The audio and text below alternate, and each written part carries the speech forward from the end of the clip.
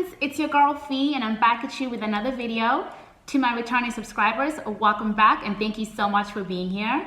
If you're new, welcome, and I hope you consider subscribing to the channel. So guys, here's the deal. We have been in the Netherlands for 6 months now, which is crazy to think that it's already been half a year. Time has flown by so quick. And in today's video, I want to talk about 5 lessons that the Netherlands has taught me. So guys, go ahead and grab your water, your cup of coffee, your hot tea, your wine, and let's get right into it.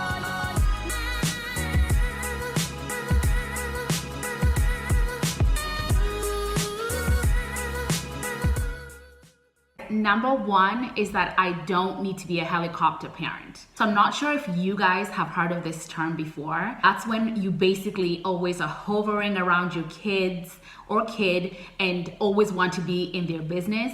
And I'll tell you what, when you are raising children in the United States, it can be really scary. And that's because there's just so many things in the news that you're always hearing about, you know, kids going missing or kids being hurt.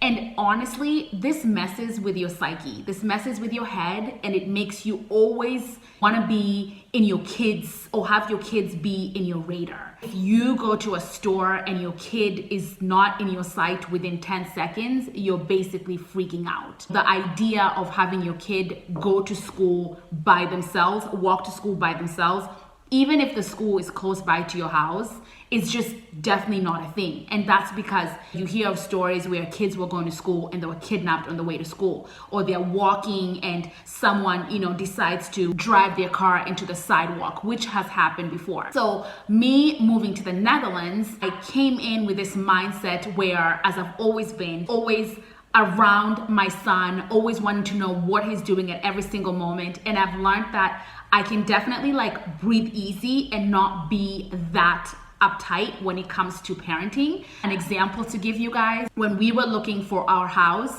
one of the top things that we made sure our real estate agent knew or house agent knew was that we wanted an area that was super kid friendly. And so guys, we loved our home because it had a cute little kids area, play area that was in the middle of the houses. So my son was really interested in going out to play in that kids area, and he made some friends in the neighborhood, and they would come and ring the doorbell and ask if he can go out and play with them. And I always wanted to go with him when we first moved in here, until I realized that other parents weren't out with your kids, that it was a safe space and nothing would happen to him. So it's definitely taken me some time to rest easy and feel that way. But the more we've been here, the more I'm starting to understand that I don't have to hover around him, that it's really safe. I mean, I'm not letting him go long distances without me or Randy being with him, but it's definitely not as nerve-wracking letting him go out and play by himself. Number 2 is at least having some knowledge of the Dutch language. So it's no secret that you can definitely move into the Netherlands and not speak a lick of Dutch and still be able to be just fine.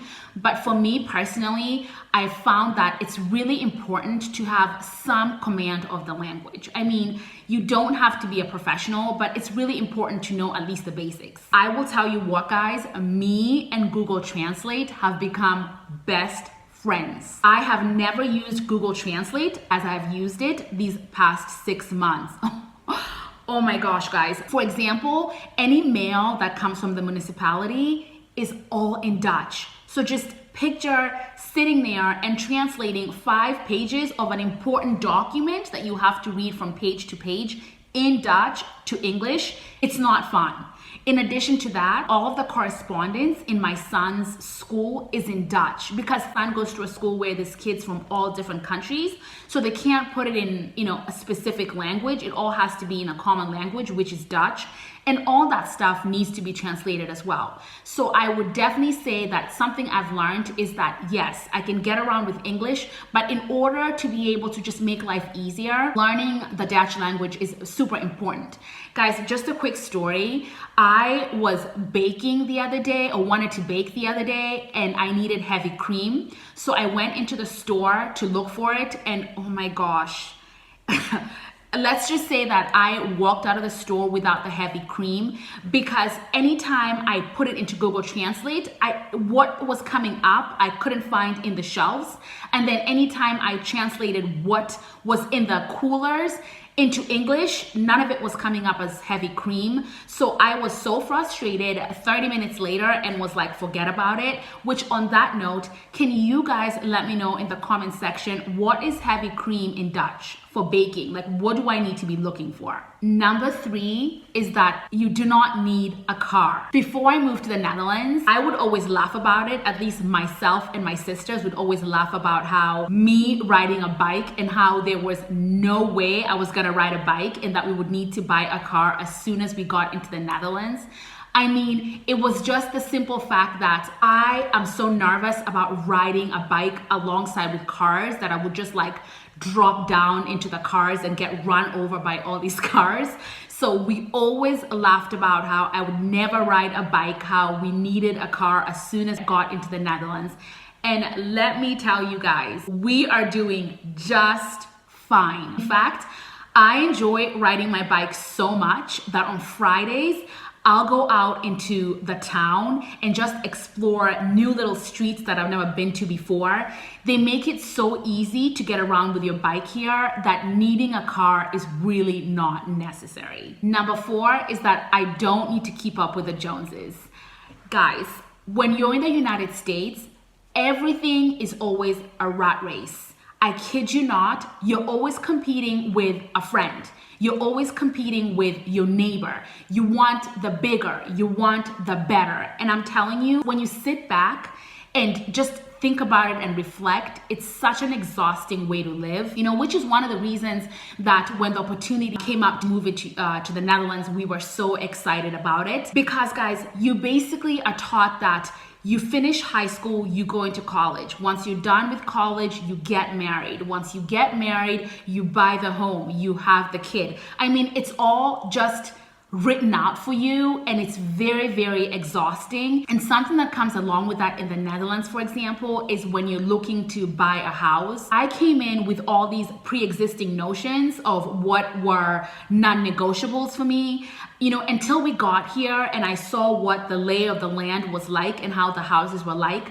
And I've quickly come to realize that you don't need this extravagance. You don't need a 2-car garage. You don't need the white picket fence. You don't need the large bedrooms or the large bathrooms. What you have is sufficient. So it's definitely good to just be comfortable with what you have and not worry about the next person. Number 5, that family time is more important than work. The United States corporate America culture, work culture, is just so daunting. It's so exhausting because it idolizes work, work, work, and anything that compromises that, which includes spending time with your family, is almost frowned upon. So if you want to get ahead in the workplace, it's frowned upon when you want to take off extended amounts of vacation time to spend it with your family. You know, down to when you're feeling sick and need to take time off, that's frowned upon. So they'd rather you come to work sick, sniffling, you know, as opposed to you calling off of work.